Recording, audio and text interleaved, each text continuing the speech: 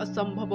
आमको बंचिबाकु हेले पानी निहाती जरूरी, कारण पानी न मिलिले मृत्यु निश्चित। तेबे आपण केबे भाबिछंती कि महाकाश रे पानी नथिबा बेले महाकाशचारी माने बिना पानी रे केमिति बंचुछंती, से माने कोन पिउछंती? जदि आपण सत जानिबे चमकी पड़िबे।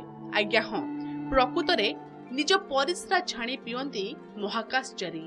परिस्रा को फिल्टर करी पानीय भाबे करंती ग्रहण। परिस्रा को रिसाइकल करबा पई रहिछि स्वतंत्र व्यवस्था।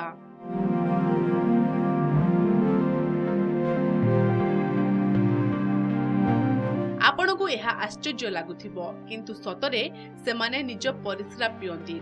महाकाशचारी माने महाकाश रे परिस्रा को छाणी की पियंती। पानी रो अभाव पई से माने एही परि करिथांती। महाकाश रो दुनिया। महाकाश जगत रहस्य रे परिपूर्ण।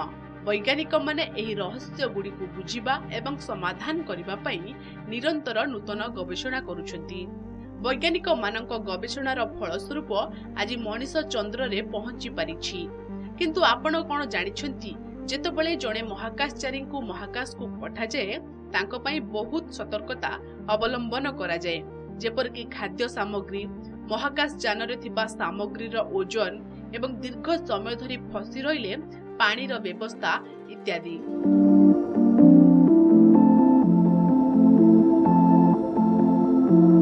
महाकाश रे महाकाशचारी। अनेक थर महाकाश अभियान समय रे एपरि हुए जे महाकाशचारी माने एक छोट अभियान पई जांती, किंतु कौनसी कारणरू सेठरे फसी जांती।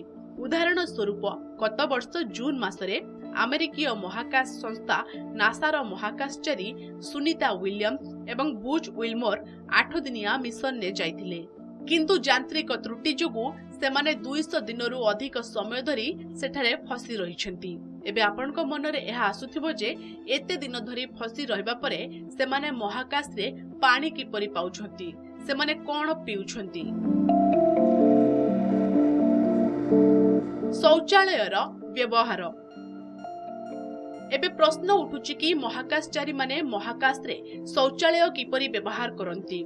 वास्तव रे महाकाश यान रे थिबा शौचालय गुडिक बहुत भिन्न। शून्य गुरुत्वाकर्षण जोगु महाकाश रे थिबा महाकाशचारी मानक पई हैंड होल्ड एवं फुट होल्ड शौचालय तैयारी करा जायछि। केवल एतिकी नुहे, एथिरे एक स्वतंत्र वैक्यूम लगा जायछि, जहा शौचालय रो अलिया को टाणी टाणी एक टांकी को नै जाय। महाकाश रे पानी रो व्यवहार।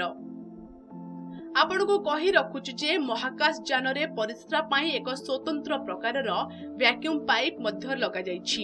एहा व्यतीत मूत्र एवं मल को महाकाश रे पृथक टांकी रे रखा जाय थाए। एहा पछर कारण हेउछि जे परिस्रा थिबा पृथक टांकी को रिसाइकल करा जाय परिबो एवं तापरे ताकू पिया जाय थाए।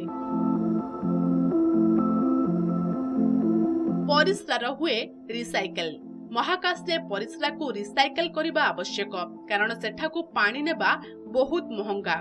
सूचना अनुसार पृथ्वी महाकाश स्टेशन को गोटे गैलन पानी परिवहन पई $83,000 खर्च होइथाए एवं जणे महाकाशचारी को पीबा एवं अन्यान्य उद्देश्य रे दैनिक 12 गैलन पानी आवश्यक हुए।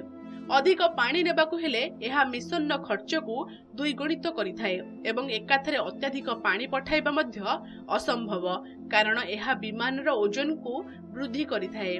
एही कारणरू वैज्ञानिक माने एक फिल्टर सिस्टम स्थापन करिसंती, जहा माध्यम रे परिस्रा को फिल्टर करी पानीय जल रे परिणत करा जाय एवं एहाकू जरूरी समय रे सेवन करा जाय थाए।